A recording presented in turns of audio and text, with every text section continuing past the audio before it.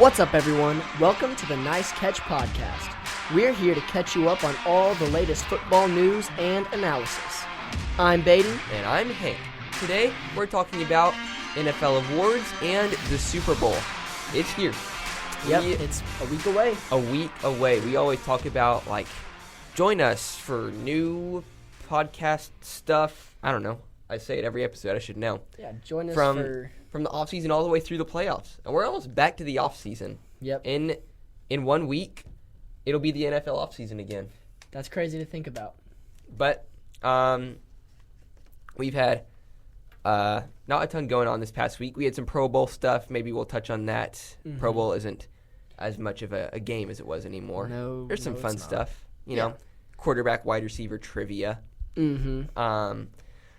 But Thursday night, we have NFL Honors hosted by the one and only Snoop Dogg. Of course. Who else would it be? Who else? I couldn't think of anyone better to host NFL Honors. And I was being sarcastic. Maybe it shouldn't be sarcastic because that'll be entertaining and he'll do a great job. Yeah. Anyway, let's analyze the race. Let's look at who probably will win these awards. But also for some fun, let's look at who we thought would win these awards. Yes. So let's start with that. We can do, our normal snake draft formula. We'll start with MVP, move down. All right. So I like it. Let's start with who will win, probably. So MVP, as of right now, it's a two-man race. Josh Allen and Lamar Jackson. Yeah. Josh Allen's favored at minus 300. What do you think about this race, Baden? Coming into the playoffs, especially considering the last 1 or 2 weeks of the regular season, I was leaning towards Lamar Jackson. Coming off of this last playoff game, all the playoff games, but especially this last one, I think you got to go Josh Allen. I think Josh Allen proved single-handedly, yes, it's not a team thing, so even though the Bills beat the Ravens, that doesn't mean that Josh Allen wins the MVP. But he proved that he is the best player. He is the most valuable player on the Bills. And right now, I don't think you can contest that at this point right now. I think he cemented, in beating the Ravens, but also how he played against the Chiefs, I think you have to give it to Josh Allen. Mm-hmm. Yeah, and even though this is, all the awards, they're supposed to not take the playoffs into account, I agree with you 100% there, that Lamar Jackson may have been stat-wise the better player this year, but he had Derrick Henry on his team. Yeah. Josh Allen, he had James Cook, who is, he's not Derrick Henry, but he's a top 10 back in the league right now. Mm-hmm. But at the start of the season, he had really no one at wide receiver. And at the end, Amari Cooper is his number one wide receiver. Yeah. And the Ravens still have a top-tier defense. Josh Allen, stat-wise, may not be as good, but as you said, he is the more valuable player in the NFL, in my opinion. I loved Saquon's run. That was really fun, but it just wasn't quite there. Joe Burrow, to play that well and be on a losing team, if Joe Burrow made the playoffs, if the Bengals' defense was as good as the Ravens' defense, I think that Joe Burrow would have won. I think that's maybe. I don't know. I think that's fair. I think if we, like we said, it's the most valuable player. It's not necessarily the player with the best stats and everything, with the best win percentage. But, Joe Burrow, we talk about Lamar Jackson leading Josh Allen in stats. Joe Burrow led in stats. Yeah. Stats-wise, it's him. But it goes beyond stats. The valuable player goes beyond stats. Yeah, that's a good – I didn't think about it much before I said it, and then I said it. I'm like, ooh. Am I going to get angry comments for this? Hopefully not. But, Baden, who's your MVP pick? My MVP pick at the beginning of the season for the first game, number 1, Jordan Love, which at the time seemed like a really good pick. I thought that was solid. Mm-hmm. I had Josh Allen at number 2, but I don't, I'd have to pull back. I'd have to go back to the original episode. But on my sheet, what I have right here, it says number 1, Jordan Love. So, not quite. Season didn't turn out for him. I think that injury at the beginning kind of killed the momentum. And, they got back, but it wasn't I don't think we saw this year from him what we saw in that little playoff run last year. So, didn't turn out. But Jordan Love was my original pick. As a disclaimer, we published this episode that we're referencing on May 20th, and I think we recorded it actually at least a week beforehand. So, all of these takes are over 6 months old. So, anything that looks remotely good was actually pretty good at that point. Actually pretty good. Once we get down to some better ones, yes. I'll be looking pretty smart. But right now, along your lines, I had C.J. Stroud. I thought the Texans were a super team, and they were to an extent. Injuries hurt them a lot. But even though I said don't draft him first overall in fantasy, I put McCaffrey as the second most likely. I thought that he would be, what he was the season before. Yeah. Wasn't. No. Because of injuries, which is something we didn't see. But I also thought we'd see a big media push for running back MVP. And we did a little bit with Saquon, but it wasn't as big a media push as I thought we'd see. No. So, Offensive Player of the Year, I think this race is pretty much done. We saw a running back in the year of, running backs don't matter. Yeah. Top 2,000 yards. Getting top 10 all time in rushing yards in a pass-first league. And he'll be playing next Sunday in the Super Bowl. So, I think it's pretty sold on Saquon. Derrick Henry had an amazing season, especially for his age. Jamar Chase had an amazing season. And how awards work now, it's mostly MVP is a quarterback award, Offensive Player of the Year is a skill player award. Because we could say Josh Allen, MVP, Lamar Jackson, Offensive Player of the Year, but it's just really not how the media votes right now. No. So, what are your thoughts on this race and how we saw it play out through the season? I can tell you at the beginning of the season I didn't see it being Saquon, but I agree. I think at this point it's cemented. Saquon, he's not going to get the MVP, but he will get Offensive Player of the Year. Yeah. It would be a snub to not have a 2,000-yard rusher who, sure, has one of the best offensive lines in the league, but so do the Ravens. The Ravens have an amazing offensive line. And his stats, just looking at stats, they could have been even more. He's a team player, and so when he can score a touchdown, he slides. When he can get more rushing yards, get more touchdowns, he sits the bench and lets other guys play. So the stats that we see, which are just incredible, aren't even what they could be if he was a selfish player. Yeah. And, I say selfish player. Some players just, the stats and everything is important. So I'm not saying that in a very negative way. But he is just a massive team player, and so his stats aren't even what they could be. So I definitely think Offensive Player of the Year. It's not even that he's a not selfish player. He's a selfless player. He's a selfless player. Where it's he could have played week 18, broke the record and sat, but he said, no, it's time to let the young guys play. Those several touchdowns he could have scored, chose to slide, best for the team. Because it's great, that's fine if you score that touchdown, but he has the team in mind so much before himself. So absolutely, really fun to get to root for a guy like that, even though he's on the Eagles, and I can't really do that. But who did you have for Offensive Player of the Year? Number 1, I had Puka. Okay. Which he played well this year. Not Offensive Player of the Year standard, but he played well. And then also dealt with some injuries at the beginning of the year.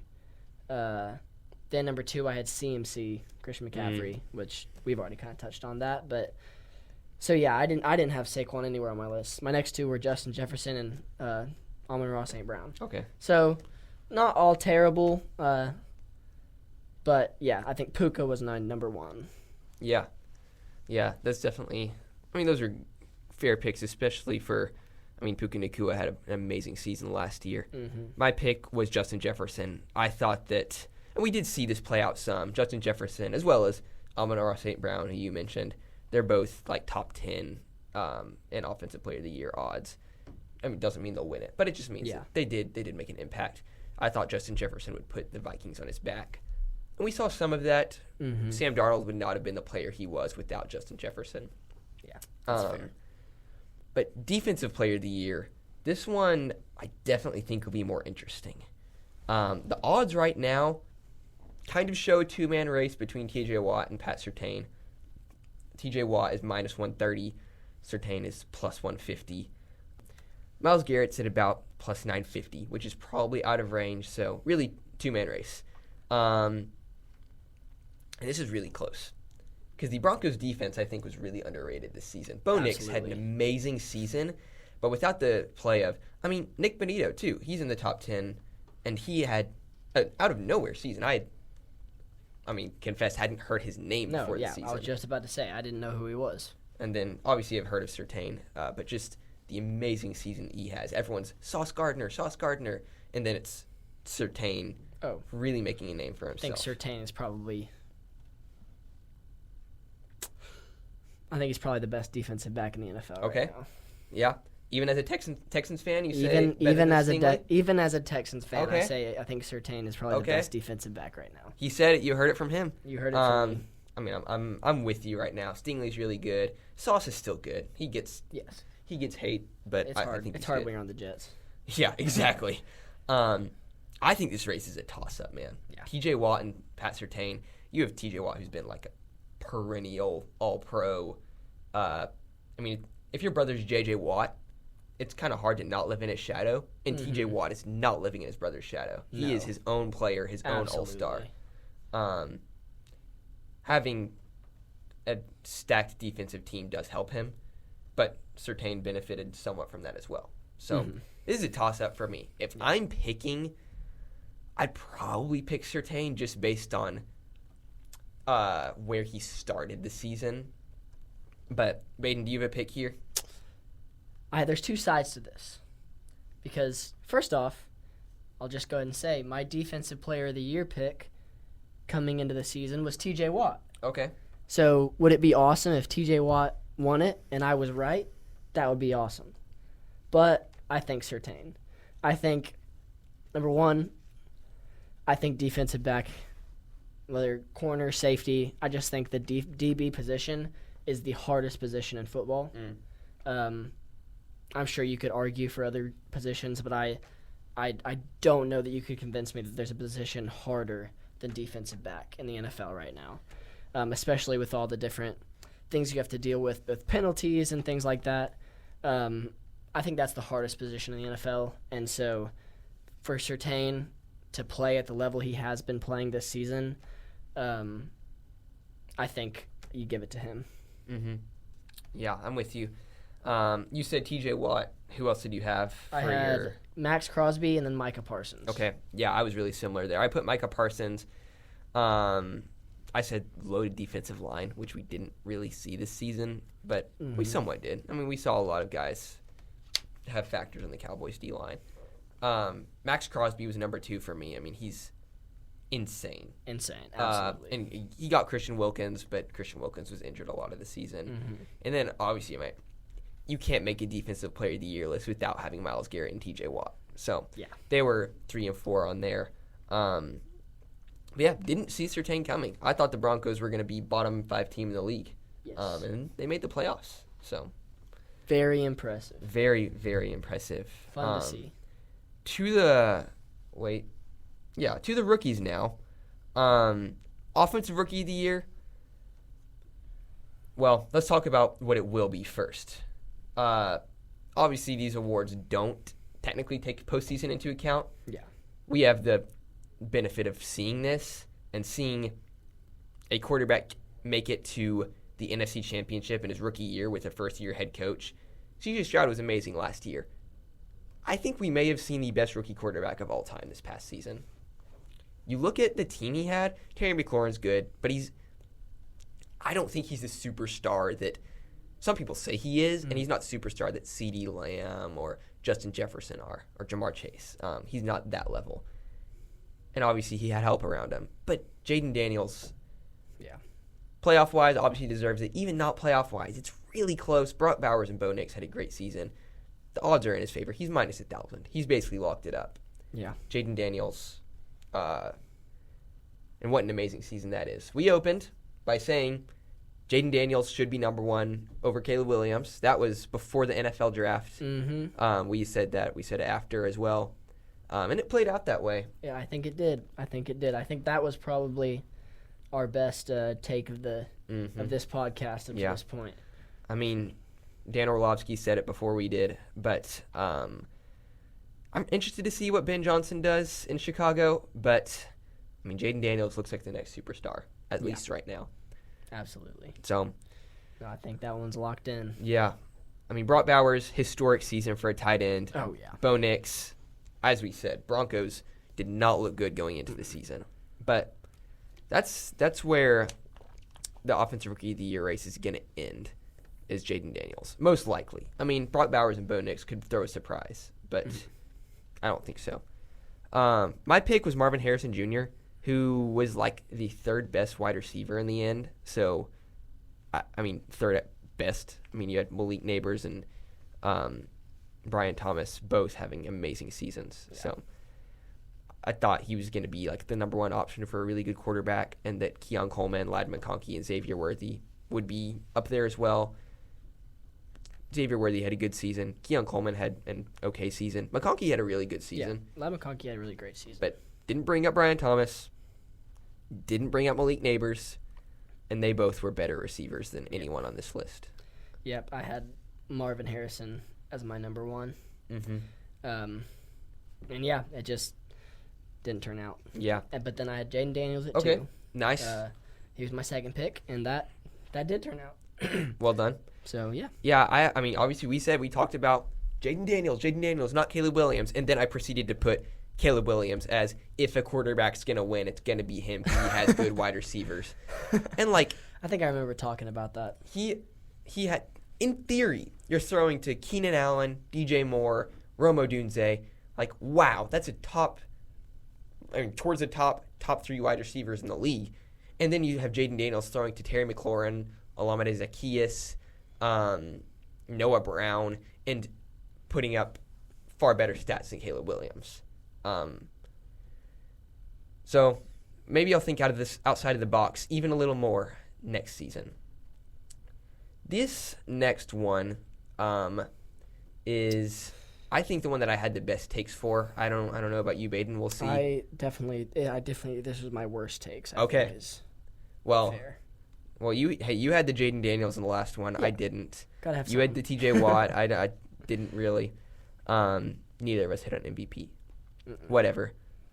So, the race right now, Jared Verse is minus 1,000, which is pretty much locking it up, same as Jaden Daniels. Quinion Mitchell's at plus 700. After him, Chop Robinson, Braden Fisk. Cooper DeJean's on the list as well. Peyton Wilson is one that I did not expect to be on the list, and actually is surprising me right now by reading this list, because I didn't hear about him throughout the season. Steelers had a good season, but I don't see him as much of the reason why. Obviously, he's part of it, but not Defensive Rookie of the Year worthy, which is why he's 10th on the list. But Jared Verse, I mean, you come into a team that's still recently moving on from Aaron Donald, I mean, first ballot Hall of Famer, and you continue to help their defensive line have playoff dominance. Not surprising as some others on this list, but very, very good defensive player, and I think that he has proven himself and locked it up. So, Baden, who did you have for Defensive Rookie of the Year, if you don't mind? If you don't mind sharing for the entertainment of our audience here. Not even on the top 10 of what you just said. I had, and you see, I should have gone back and listened to the episode and seen what my defense was, because I have written down for Defensive Rookie of the Year one name, and it's Latu. Latu with a big question mark next to it. He's defensive lineman for the Colts. He had an okay season, 4 sacks, 16 solo tackles. So not the best season at all. I think coming into this season, I had some high hopes for the Colts. Of course, I'm a Texans fan, so it's not like I wanted them to do well. But, I thought Anthony Richardson and the Colts defense, I thought they were going to be, you got DeForest Buckner. I expected them to be pretty good. I thought DeForest Buckner and Latu would be a pretty good combination. And that absolutely just did not turn out. I guess I wasn't confident in myself to begin with because, like I said, I have written down here his name with a big question mark next to it. So yeah, I guess I just didn't quite know. But yeah, that was my pick. Did not turn out, and but hey, you learn. Yeah, exactly. Next, we'll talk about probably my worst take. But first, let's look at my best take. Okay. So, my first take was Quinion Mitchell and DeJean. Good secondaries always benefit from a good pass rush, and the Eagles definitely have that. So, I thought it would be one of them, and Quinion Mitchell's second in odds. Cooper DeJean is 6th in odds. Hey. And so, It's pretty good. they're both up there. And then my second pick, I guess, I kind of lumped those into the same pick because they're both Eagles secondary. Mm-hmm. So we'll see that as one. So this is my second, not really my third pick. Yeah. We'll look at it like that. Was Jared Verse. Hey. The Rams have had a defensive line that dominated the league, and I thought that this would continue with Verse, and it has. And he has earned himself Defensive Player of the Year honors. Or Defensive Rookie of the Year, rather. He wasn't that good. He was good, but not T.J. Watt and Patrick Surtain good. Not Yet. quite. Yet. There you go. Looking towards the future. But, and then let's move to Comeback Player of the Year. Each pick just goes downhill for me. Yeah, definitely. Each award just gets worse and worse. We can kind of breeze through the next two here. So this is the top 6 in odds right here. Joe Burrow has pretty much locked it up odds-wise, minus 4,000, which is, he had an amazing season, as we talked about, and didn't even finish last season. Yeah. He already has won one Comeback Player of the Year, I believe, after he tore his ACL rookie season. Just ACL. Sam Darnold's at plus 230, and fair. he's had a great season, but he also, with the guidelines they've given the rules, he wasn't injured, so he's technically not supposed to be Comeback Player of the Year. If it's what it was, then he wins it, because he was a nobody. He was an outcast that was going to start, or that was going to sit behind a rookie who played at Michigan. Yeah, no. And then he had an amazing season. Obviously didn't finish like I wished we would have seen. But Joe Burrow has pretty much locked this up. J.K. Dobbins is on here, which I love. Injury prone to an extreme for the past few years, and has an amazing season, helps carry the Chargers to the playoffs. But yeah, Joe Burrow's pretty much locked this up. Baden, would you mind sharing who you had picked? you do mind? Right. I mind as well. But hey. I mind, absolutely. Okay, here we go. Comeback Player of the Year. Number 1, Anthony Richardson. He started out last season very well, got injured, and I was like, oh, when he comes back, he's going to come back with a vengeance, and that Anthony Richardson C.J. Stroud rivalry is going to be crazy. No. No, he sat out in a game because he was tired, and it kind of went downhill from there. My number 2 pick, Bryce Young. Bryce Young definitely had a better season than last season, but he didn't make a big enough splash to be Comeback Player of the Year. Also, he wasn't injured or anything. Kind of the Sam Darnold deal, but just had nowhere the massive jump from nobody to star player like Sam Darnold did. So both of my picks, not even close. Yeah. Well, I'll do you one better over here, buddy. Comeback Player of the Year, Aaron Rodgers. Maybe not. Yikes. I just thought the storyline, he comes out with the Jets, carrying the American flag, doesn't even get to complete a pass, and then we get to see him dominate with his team that he was led to in a darkness retreat, blah, blah, blah, blah, blah. Anyway, maybe he should have retired. I don't know what he was listening to there. But, yikes. And then my other picks, Russell Wilson, who did have a really good season. Yeah. And Kirk Cousins, who got benched. Yeah. Kirk Cousins also had like a top 30 all-time passing game on a random Thursday night. It looked good. It looked good until it really didn't look good. Yeah. Oh, up or down in Atlanta. I think we're north of Atlanta. Yeah, we're up. We're up now. Yeah. So let's move on. I don't like. Aaron Rodgers, 2 thumbs down. Kirk Cousins, 1 thumbs down. Russell Wilson, half a thumb down. Neutral. Yeah, neutral. Let's put it in the middle. Exactly. Coach of the year. Probably the most surprising team in the NFL was the Vikings. Yeah. I mean, we had Commanders. Playoff-wise, we can throw the Commanders in there. Mm-hmm. Regular season-wise, the Vikings were a game away from the number 1 seed. Yeah. And that was amazing. I mean, Dan Campbell had an amazing season. Andy Reid, obviously, we know he's an insane coach, but the Chiefs did not look good, and they lost 2 games. One of those games didn't even count. Dan Quinn, playoff-wise, probably had the best season. But Kevin O'Connell took a team that I thought could maybe scrape to the playoffs and almost got the 1 seed. I think he 100% deserves this. There are rumors of teams like the Bears trying to trade for him, and the Vikings denying that, which I would too if I'm the Vikings. Yeah, no, I'm not letting him go. Kevin O'Connell deserves his flowers this season, and I think he'll get them Thursday night. Baden, who did you have for Coach of the Year? I think these are all decent picks. None of them were right. I had DeMeco Ryans at number 1. Mm-hmm. I thought he was going. Did he get it last year? No, he was he runner-up. I think he should have got it last year. Yeah, I think he got it. I wanted him to get it, and I thought with last season and then this season, like Hank already said earlier, the Texans looked like a powerhouse team. I thought he was going to get it. And then I had Jim Harbaugh, coming into the NFL. The Chargers were very good, much better. But just didn't end up turning out. I think he should definitely be up there, but not quite.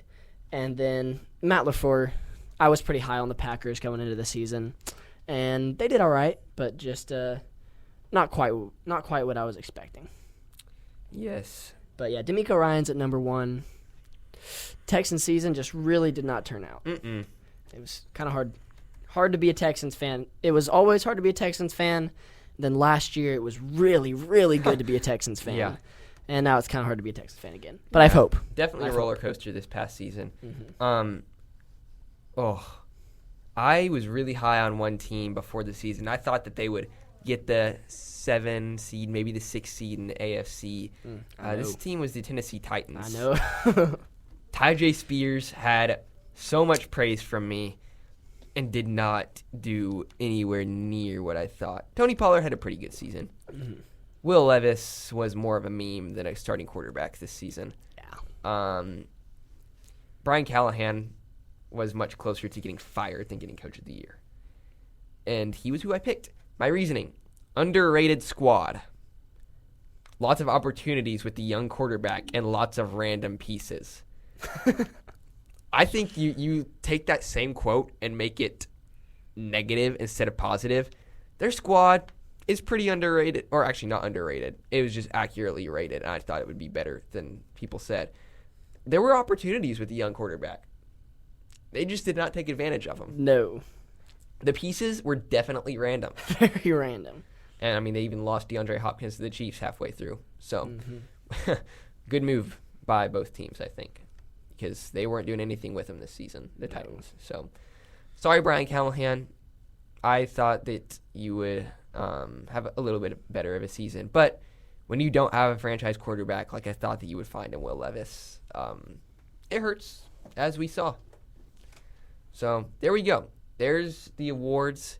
We talked about what we are going to get and what we thought we were going to get, but actually won't get.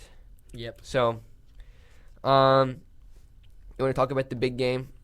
The big coming game, up. I think it's good to talk about. Very. If we have to. No, I'm just kidding. If we have to Talk about it. boycott the Super Bowl. But no, first let's just talk about the storylines leading up to this season. Mm-hmm. Because preseason we had a lot of different picks. Because this is what we do every episode, a Super Bowl pick. Lions were recurring, Texans were recurring. I threw the Packers in there a lot preseason. Two teams that I couldn't really back much this season were the Eagles and the Chiefs. The Chiefs never looked like a Super Bowl caliber team. Mm-mm. And the Eagles, I just couldn't ever quite get behind. Jalen Hurts is one. I don't think he's the superstar that people think he is. I think that obviously he benefits a lot from his players, but everyone does. He's improved. I still think that he's improved his turnovers. That still worries me a little bit. If he can be the clutch quarterback that the Eagles need him to be for a game like this. So yeah, definitely a surprise game when you look at the season as a whole. Yeah, these were the two teams. I went through, because we did a Super Bowl pick at the end of every episode, for the most part, coming into the season. I think we really did. We did a Super Bowl pick after every episode. Mm-hmm.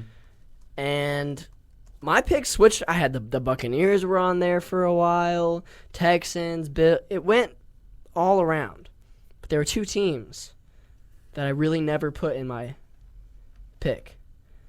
And that was the Eagles and the Chiefs. Mm-hmm. There were a bunch of other teams, obviously, that I never picked. But I just didn't see it happening. Like you were saying, the Chiefs did not look Super Bowl caliber. The Chiefs did not look Super Bowl caliber going into the playoffs. Mm-hmm. Absolutely, they did not. And then the Eagles, just the inconsistency last year, just tanking at the end of the season. I just didn't think they were going to be able to pull it. And they had to go against the Lions. Mm-hmm. And then when the Commanders started getting hot, and even the Vikings, I just did not think they were. I didn't think they were a team that could make their way to the Super Bowl, and they did. And I'm behind both storylines. The Eagles storyline is it's amazing, really, and getting some love for the running back position through Saquon Barkley, and Derrick Henry, but like redeeming that position because. Just a lot of controversy coming into the season with running backs, and he just cemented their importance and really stepping it up because what we saw last season from the Eagles, especially in the last 6 weeks, was not promising. And they stepped it up, so good on them. And you know what? The Chiefs, I think we'll probably talk about this a little bit more, but I think ever since I've been watching football, there's always a villain, always one team. And when I was with the old villain, the Patriots, I didn't mind because I liked Tom Brady, so that wasn't a villain for me. But the Patriots were the villain, and now the Chiefs are the villain. So you can hate it. Also, a lot of times we see calls and stuff that we don't like, but they're a good team. And I think we really saw that in the AFC Championship. I would say there were two things that people really harp on as, if this hadn't happened, the Chiefs wouldn't have made it. The fourth down conversion that didn't get where they didn't get the call, and then the Xavier Worthy catch that hit the ground. But there just wasn't enough. It didn't bobble or anything, so they couldn't overturn it. I think those two things people harp on, but I think the Chiefs just beat the Bills. I think in that game, the Chiefs proved that they can win without, I'm doing air quotes, but win without just getting all the calls, which I didn't like. I was definitely rooting for the Bills, and I'm not super excited for the Super Bowl. I'm super excited for the Super Bowl, but just these aren't the teams that I wanted to be there. But I think the Chiefs established, yes, they deserve to be in that game. They didn't get a free pass to the Super Bowl. They played really well. Yeah, I'm with you there. We'll talk more about officiating in a minute because Well, we'll save that because I don't know how heated I'm gonna get. But yeah, I mean, as you said, there's always a villain, and I think why the Chiefs have become a villain so quickly is because they don't blow out teams. I mean, pretty much all of their games were one-score games this season, and Tom Brady and the Patriots, they blow you out by 30 points and move on. Yeah. The Chiefs just haven't done that.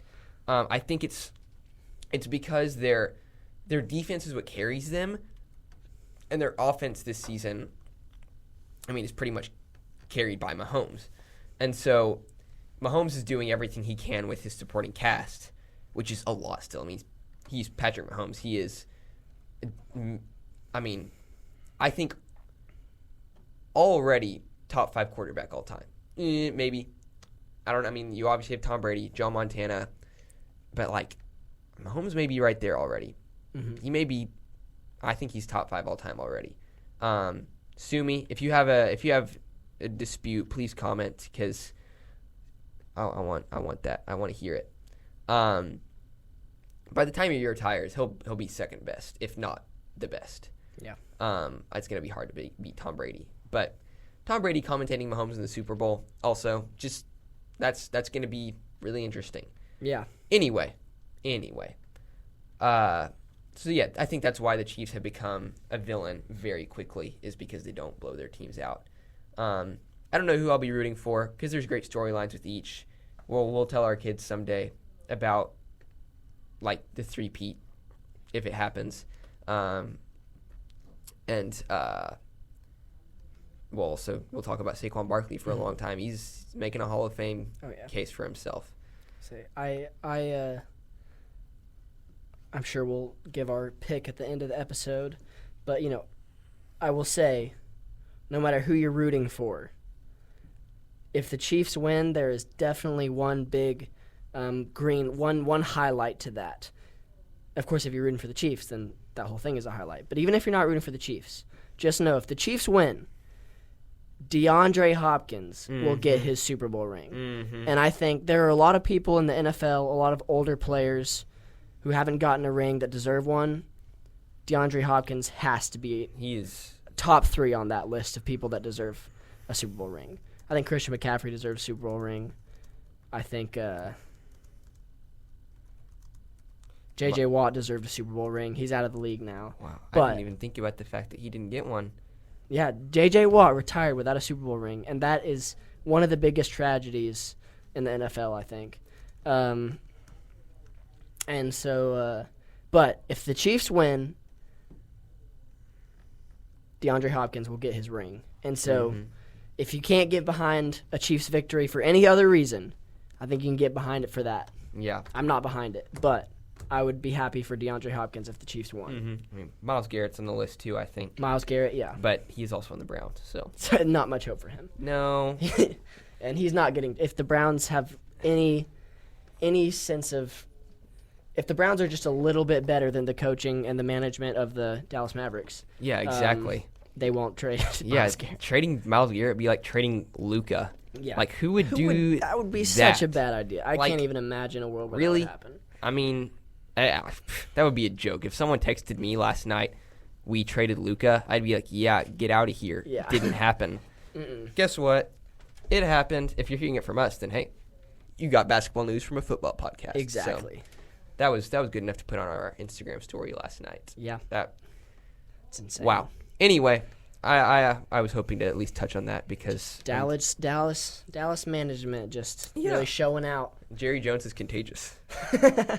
Soon we're gonna see. I don't even know what's gonna happen. Jerry Jones is no longer the worst manager in Dallas right now. he is number 2 now. There you go. He stepped down. Yeah. Hey, maybe we need to have like a basketball episode sometime. We have special guests on here. I don't know. Do some research. But yeah, there's some get Cohen back on. Yeah, exactly. There we go. Yeah. We talked about some of the storylines. I want to talk about officiating. In my opinion, it is extremely blown out of proportion. Yeah. There are some calls that are questionable. That 4th down spot, yes, it looked like he got it, but It was extremely close. Maybe, like, his body was passing, the ball wasn't. Sure. That catch, I think he maintained possession. It was really close. It's a catch on the field, so it's going to be really hard to overturn that. I mean, throughout the season, that pass interference call against the Bengals week 2, it was close. It was pass interference, though. Well, also, it's like, well, if you don't want to let the refs beat you, win the game. Like, score more points. Don't let them score. Like, oh, wow, the refs beat the Bills because of – I mean, no, the Chiefs beat the Bills. Like, it was – sure, there were some questionable calls, but I also want to put it in perspective and look at some of the worst calls of the past 20 years, and pretty much none of them are about the Chiefs. This is a little over 20 years ago, but the Tuck rule, Tom Brady himself has pretty much admitted that was a fumble, and that would have cost him a Super Bowl. But no one really talks about that one anymore. The one that I think I don't want to look at it. Yeah. I see it. I don't even want to look at that call. That makes me livid. A call that literally changed officiating. Okay, well, we also saw a late hit on Patrick Mahomes that's maybe going to make quarterback slides reviewable now, which should happen. Because on the field, that looked like a dirty hit. It looked like they both, hurt Patrick Mahomes. They didn't. If I'm a ref there and I see you do that to what it looks like happened to Mahomes, then that's a flag. Obviously, it wasn't, and refs are humans. They're fallible. You want robot refs? Then, well, okay. I don't know. I don't know what my point was. But pass interference, the Rams against the Saints. The Saints get to the Super Bowl if that's called. Yes. And they don't. And I'm telling you, if the Saints went to the Super Bowl, they would have won. I'm just telling you right now, that was the three of my least favorite years watching football was Minnesota Miracle. Ooh. The next year was this call kept the Saints from going to the Super Bowl. And then the next year, maybe it was 2 years after that. 2 years after that, Saints get beat by the Bucks. And look, I'm telling you, we were just talking about how Patrick Mahomes is a top 5 quarterback right now, and probably by the end of his career will be number 2. You can't leave Drew Brees off that list. Drew Brees I heard somebody say this, and I think it's one of the most true things ever. There is a difference. Sorry, it's not one of the most true things ever. No, I get what you're saying. It's a big exaggeration, but it's very true. Patrick Mahomes, Tom Brady. I think Tom Brady is the best quarterback of all time. But there are other quarterbacks who win a lot. There are quarterbacks that were better winners than Drew Brees. But if you look at the stats, if you look at the way he played, Drew Brees is definitely, I think that you can argue that he's a top 3, maybe right behind Tom Brady as a quarterback. He was amazing. But those 2 calls, or not calls, but the Minnesota Miracle and then losing to the Rams because of that call, those were 2 of my least favorite football seasons ever. Yeah, the Minnesota Miracle wasn't a bad call. No, that wasn't a bad call. But it was a bad call by the defender to not wrap up exactly. and just put his head into the dirt. That was a bad call. Yeah. And the funny thing is, those are 2 of the worst calls of the past 20 years. Both of those gave Tom Brady a ring. Yeah. If either of those go the other way, Tom Brady has 5 Super Bowls instead of 7. Yeah, and so when you're thinking about Patrick Mahomes, you got to take that into consideration as well. You're like, well, Mahomes is favored by the refs. Well, look at this. So that's just one part. Let's look at some others. In the NFC Championship, Saints versus the Vikings, the personal foul against Brett Favre. That was when I was 5 years old, and so I don't remember watching that. The Des Bryant catch, no catch. I can laugh now because I've just learned to laugh to cope with the Cowboys being terrible. A Chris Jones personal foul that wasn't called. Again, that is a bad call against the Chiefs favoring Tom Brady. I'm not saying that the refs helped Tom Brady because people don't say that, and I don't think that this is true. But anyway, it's just to your point, even it's the same thing. If you're not going to say, the refs did not help Tom Brady win, 7 Super Bowls. Mm-hmm. The refs also have not been the one reason that the Chiefs have gotten to the Super Bowl again. Mm-hmm. Like, you just can't say that. You can hate that the Chiefs are there. It's not my favorite. I really wanted Josh Allen to get a Super Bowl this year. I mean, you can not like it, but undeniably the Chiefs beat the Bills. Mm-hmm. They just did. And so there's been a lot of bad calls, a lot of questionable calls over NFL history, and I think people just have a spotlight on the Chiefs because they're the villain right now. If you zoom out, there's been questionable calls probably in every game for every team. Mm-hmm. But we highlight the ones on the Chiefs. I'll highlight the ones. I'm guilty as charged. Mm-hmm. We highlight the ones on the Chiefs because we don't like that they're winning. Mm-hmm. It's just as simple as that. Do we like it? No. Is it true? Yeah. The Chiefs are beating teams. The Chiefs are in the Super Bowl again. It's just the way it is. They've played well in the playoffs, and they're here. Mm-hmm. And this is a list updated on December 2nd, 2024. So, 2 months old to the day. And none of the top 25 worst calls in NFL history were favoring the Chiefs. No. At least one was against the Chiefs. And it just goes to show that, like, these calls, even if they are bad, are very minor. Mm-hmm. The worst blunders, I mean, like, this picture right here that you don't even want to look at, Baden, with It's the obvious cover. pass It's the interference. cover picture of the website worst calls, or of the page worst calls in NFL history. Mm-hmm. It's like, it is a blatant bad call, and you can see the ref right there. The ref could not have had much a better view, and it's no call. Obviously, if I'm a ref standing there in an NFC championship, I'd probably freeze too and not do anything because I'd forget how to do my job. But, well, like, you're an NFL ref. Anyway, whenever people talk about the refs favoring the Chiefs, it always kind of bugs me because it's so blown out of proportion, in my opinion. And as we've talked about, it just it takes some of the joy of watching football when people say that it's so scripted. And, like, maybe there's, like, money being handed behind the scenes somewhere with Roger Goodell, but, like, this is still a professional sport. You can't script the game of football. If you were to script the game of football, Aaron Rodgers would have at least had a pretty good season this year. You would, like, there are so many things that just don't go. Caleb Williams would have been amazing. Exactly. Yeah. There you go. Just stuff like that. So, I hope that this. Well, it probably won't go away because people like making memes about all of this. But there's where I land, and it's a pretty strong opinion of mine because I love football, and I don't like it when people try to ruin this sport that we love by talking about how it's so scripted when it's not. Anyway, that's what we got for the Super Bowl. That's what we got for the NFL honors. Those are the biggest things. You wanna talk just like for a couple minutes about the Pro Bowl? Yeah, sure. I was in Kansas, so I didn't get much. I watched it a little bit in the hotel room last night before the track meet, or 2 nights ago. Mm-hmm. I didn't. It's just not exactly what it used to be.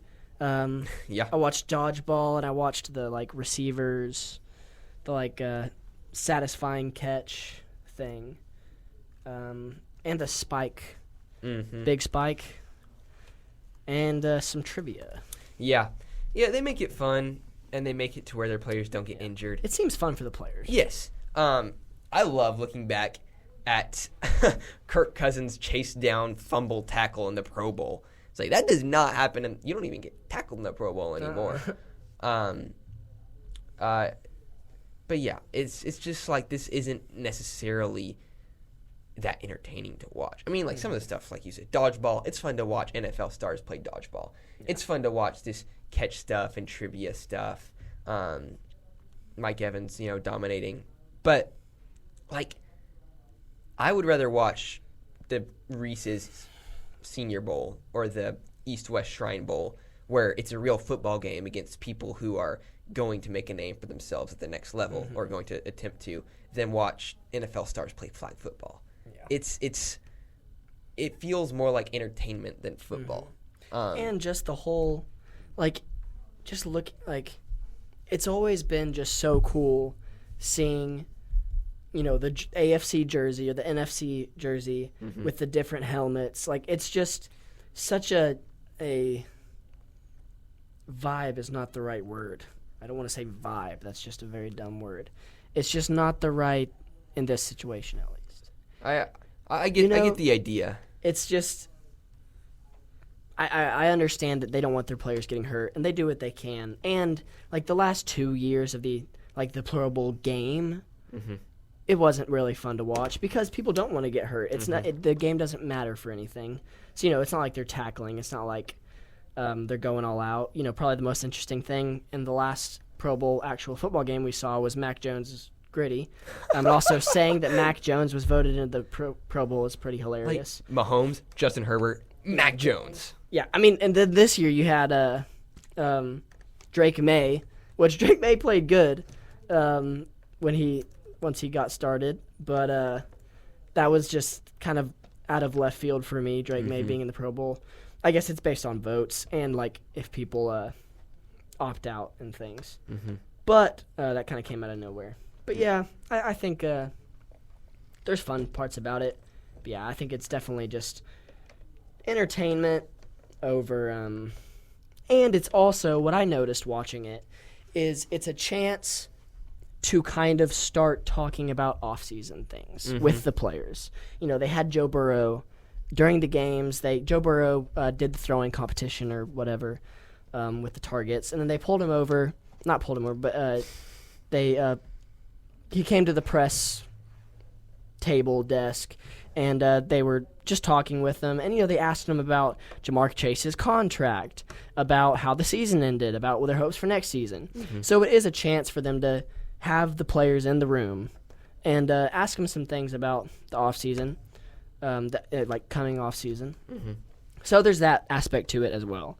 But, yeah, it's just interesting. It's just different, Yeah, definitely. It's... I mean, I would not be surprised if in the near future we see what has been greatly rumored, where the Pro Bowl is now an MLB All-Star style, where it's in the middle of the season. We add another game to the NFL season so that everyone gets 2 bye weeks plus that game. And then the Super Bowl ends on, is it President's Day? Is that what's the holiday in February, to where it ends on a 3-day weekend? Yeah, President's Day. Be an excellent to where idea. Yeah, so I mean, because Super Bowl Monday is already somewhat of a holiday. So I wouldn't be surprised if we see that maybe boost the Pro Bowl as double purpose, extra bye week plus All-Star week. Mid-season Pro Bowl would be a little interesting. Yeah, but something to think about. Something that'll be interesting. Because the Pro Bowl. They do a good job of making it fun without making it, an injury opportunity for the players. But I think that there's something better they can do still. I mean, we've seen overhauls with the MLB, the Grand Slam or Home Run Derby, and even the NBA All-Star Game recently. And so I think that the NFL could use something like that as well. Well, anything else, Baden? Yes, there is one thing that I want to touch on. Please. Before we head out.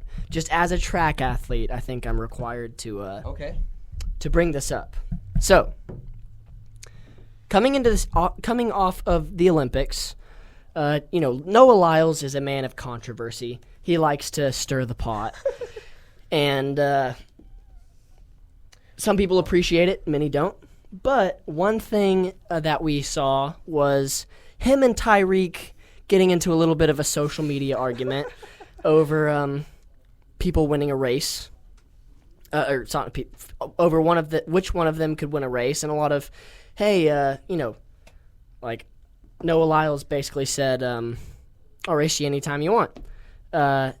Well, Noah Lyles, as of today, has just won his 4th consecutive 60-meter title with a time of 6.55.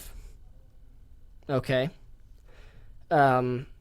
And he took off his bib, and if you don't know, when you're running, It's done differently at different track meets, but you wear a paper number on your chest. It's paper clip to your kit, your uniform, jersey, and he took it off after he won, and written on the back, it said, I don't want to misquote him, but it said something along the lines of track and field, like Tyreek Hill who, or where is Tyreek Hill? So it was a direct call out to Tyreek Hill. Well, I think that it needs to be considered that Tyreek Hill was a phenomenal track athlete in college, and he is very fast. But it has to be said that track speed and football speed are two very different things. And I will say, Tyreek Hill ran a 60-meter in 2023. He ran 6.7, which, if you don't know track, 0.2 seconds maybe sounds like barely any difference. That is a huge difference. And I will also say that I think that it's just very, very funny that this cross sport, that Noah Lyles has seemed to rile up first basketball and now football, and it's just funny, this cross sport rivalry, a football versus track rivalry is not what you would expect. Track is just always quiet, kind of out of the way, but Noah Lyles has kind of changed that. So I just wanted to bring that up, that we have a little call out from Noah Lyles today, literally as of today. And so, I don't know, it's kind of interesting. Let's see. I have the bib here. It says, Tyreek could never, after a 60-meter race. That was written on the back of his bib. So maybe we'll see a response from Tyreek. I don't think it would be wise for him to race Noah Lyles. Noah Lyles trains for one thing, and it's running in a straight line as fast as anyone could. He's the number one. He's the Olympic champion, best 100-meter runner in the world right now. So probably not wise, but we'll see what happens. I think this could be an interesting storyline that maybe pops up again. But yeah, I may have rambled on a little bit there. Hey. But I think I just had to bring that up. As a fan of football and track, when those two worlds collide, which isn't often, gotta throw it out there. Yeah, I mean, you have that. You have Devin Allen, and that's about it. Yeah. But hey, I like that. You gotta bring in some of the pop culture that's going on right now. That's not even the right word, but we'll stick with it. Yeah. I'm excited for the Super Bowl, but off season, maybe some of my favorite stuff to cover. You got NFL draft. I love it. So fun. I think that may be my favorite thing to cover of all of football. Mock drafts, made some of my own, have my own takes, been looking at a good bit of mock drafts, but we'll see that later. But for this episode, thanks for watching the Nice Catch podcast. If you love football, continue to tune in each episode from the off season all the way through the playoffs. This is the Nice Catch podcast.